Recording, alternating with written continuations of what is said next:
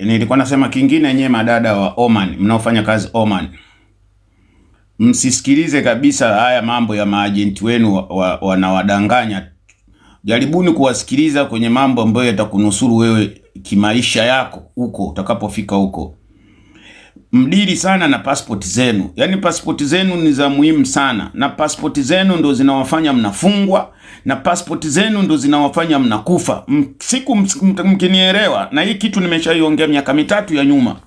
Nyewe wafanyakazi wa Oman na Saudia, passport zenu ndo zinawasababisha mnauliwa, na passport zenu ndo zinawasababisha mnafungwa, kwa sababu wanabaki na evidence, wanabaki na mikataba yenu na passport zenu, kwa sababu wanajua watakufanya chochote.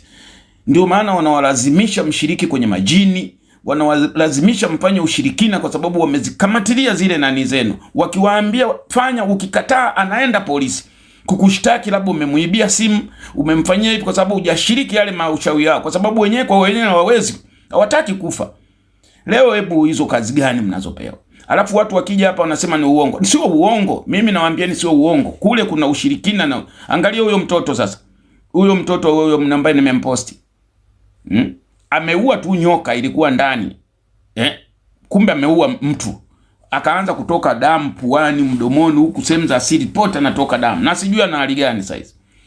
Na kuna mbinti mwingine wa Kirundi, naye anasema nyoka inakaaga ndani tu, inatembea tu kama vile paka. Saa nyingine akiwa naenda ametoka kuoga anavaa, inamfuata kule chumbani, inanyanyua hivi kichwa, inaanza kumchungulia kati anavaa. Nyoka hiyo mpaka anaifukuzaga kama mtu tu, imeshakuwa mazoea tu, kama vile unavyokaa na mbwa. Anaambia wewe toka hapa, anaiambia hivyo nyoka. Hebu fikiria, mimi unifanyishi kazi za hivyo. Mimi unifanyishi nyoka hiyo. Hii sio habari kwamba ni uongo. Na mwingine tena naye ilibidi tumwambie atoke pale. Naye ilikuwa hivyo hivyo, linyoka kubwa tu linalala pale pembeni yake na nini. Hata waogopi, imefikia stage ya waogopi. Anasema zingine lina box lake na sanduku, likiingia mle linaanza kupiga vigeregere. Nyoka hii linapiga vigeregere mpaka anachanganyikiwa. Mpaka tulimpigia debe yule dada akahama ile nyumba. Haya, mwingine naye yule mtu sio alikuwa anaitwa nani yule Esther. Naye huko Arabuni. Njiwa nazo eti zinamuita Esther. Njiwa kabisa hizi mnazoona zinazokulaga. Mimi mbona hapa Ulaya mimi naona manjiwa mengi. Siye kuona njiwa inaita Esther, au njiwa tu inaita Rooney. David Beckham. Njiwa za Ulaya ziko nyingi. Kwa nini zisiita hata wale watu maarufu hapa zilio wazoea? Njiwa uisikie inaitwa Lukaku. Eden Hazard. Hakuna. Lakini njiwa za Oman zinamuita mpaka mfanyakazi jina. Njiwa haina hata ulimi, lakini inatamka kabisa fasaha kabisa. Esther inamzidi hata mtu ambaye ana ulimi. Njiwa kabisa inamuita Esther, mpaka yule wapo wanapanda pale kwenye live yangu. Manzima akasema mimi njiwa inaniita Esther, mpaka nimechanganyikiwa na tetemeka. Ukienda kwenye YouTube zaidi ya picha video karibu 5,000 si 6,000. Vitu yanaongea tu huko. Mfanyakazi analazimishwa aikimbize sungura, aipige perfume, aipake udi. Waganga wanasumbua kweli Oman. Yaani kuna siku wanalazimishwa mifugo ya pale kwenye ile nyumba yote ipulizwe udi. Fikiria sasa mfanyakazi anapopata kazi, hasa wa kumkamata sungura ili umpige udi. Wanateswa kweli hawa mabinti. Wanateswa. Haiwezekani. Afu wanakufa ovyo tu. Wameshakufa wengi sana. Wako mpaka wanaozikwa wazima. Na nyie ambao mmepoteza ndugu zenu, nyie mnaokuja kunifuata inbox. Kakasema mimi na ndugu yangu na miaka 6 hajawahi kuwasiliana na mimi. Mimi na ndugu yako na miaka 3 hajawahi kuwasiliana na mimi. Habari zinazosemekana wanawazika wengine wakiwa wazima. Na nyie madada wa Oman, jitahidini sana msilimbikize mishahara kwa matajiri.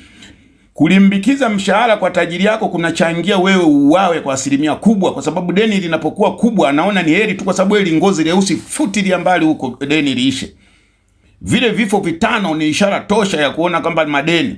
Mnakumbuka vifo vile 5 vilifuruliza vya madeni tu vile. Mariam, hiyo cha Mariam, Mama Sara, na nani mwingine tu alikuwa Mariam, Mama Sara, alikuwa Husna. Walikuwa watu 5 wanakufa kwa sababu ya madeni. Madeni, ukiangalia ni madeni, kwa sababu mtu anaacha maagizo. Nilikuwa namdai miezi 6, alafu ndo nilikuwa nimekaribia kuaga niondoke, amekufa. Yaani ukiona mdai Mwarabu pesa za miezi 7 alafu unang'ang'ania kuondoka, hey, kifo kinakufuata. Tukubaliane kabisa, hizi nchi za Kiarabu mnauliwa. Lakini sasa mkija hapa, mkija na miemko ya kidini na kupiga nyundo, ukija na miemko ya kidini na kutandika nyundo, sije na miemko ya kidini, nendeni na miemko ya hivi: mimi ni Mtanzania, mimi ni Muislamu, mimi ni Mwafrika. Ukienda na imani hizo, Uarabuni utashinda. Nenda kama Mtanzania, nenda kama Mwafrika, nenda kama Muislamu au kama ni Mkristo, nenda na imani hizo. Ukienda na imani kwamba Uarabu ndio Uislamu, umekwisha. Ukienda na miemko hiyo kwamba Mwarabu ndio Muislamu, umekwisha, utarudi maiti. Mimi ya kwangu ni hayo, kwa sababu kuna mpuuzi mmoja nimemuona kwenye ile grupu langu la wadada wa Oman, anaongea upuuzi. Analinganisha Oman huko eti na Ulaya. Eti kwamba huko Ulaya wanateseka. Nani kakwambia? Uliza Zanzibar yote, wa Zanzibar wote wanalishwa na watu wa Oman. Nenda uangalie yale makontena yanayotua pale Zanzibar yanakuja kutoka Oman. Hayo mafriji yanauzwa huko, manini ma TV yanauzwa kutoka Oman. Hebu acheni kusema uongo. Nenda ulizia. Au nenda kule Stone Town kule kwenye Bureau de Change uone wanaotoka Uarabuni na wanaotoka Ulaya nani anaenda kuchange pale. Usitaki kuwadanganya watu. Hamna, mshahara wa 500,000 hata nyumbani ipo. Lakini huku mtu anaanzia milioni 7 kwenda milioni 8, sasa utalinganishaje? Msidanganywe. Mtu kama una malengo yako, umepata hivyo viera vyako huko kwenye kuoshaosha nyoka, ongoza mbele. Huko Tanzania bado utakuwa limsukule. Madada yote yaliyotoka Arabuni yaliyokaa miaka 6 yakirudi mazezeta tu yanafanya tu hivi. Endeni kwenye page yangu mtayaona. Maana wanarudi mazezeta tu. Alafu kwa nini tusiwatetee?